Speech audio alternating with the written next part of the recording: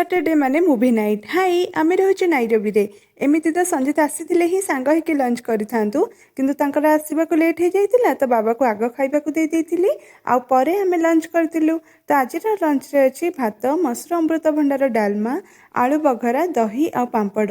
आज Indian embassy रे स्वाधीनता दिवस पालन होता किंतु संजीत को काम सकाशे आम जापर नुँ। तो संध्यारे टिके वाक करके आसला परे आज को मूवी देखा डिसाइड कलु।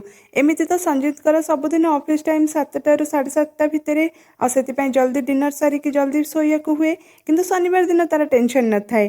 तो आज रुटी संतुला डालमा एमती किसी प्लान न करिकी राति पाई संजीत का फरमाइश रही स्प्रिंग रोल डाली बरा आ घुगुनी।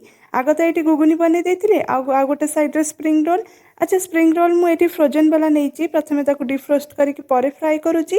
मझे ये संजीत आसिक कम्प्लीमेंट दौले तो मुझे प्लीज मो वीडियो टे भल भल कम्प्लीमेंट देदेव आईपाई ओभर आक्टिंग करदेकी पलैले। तो तापर बनई डाली बरा।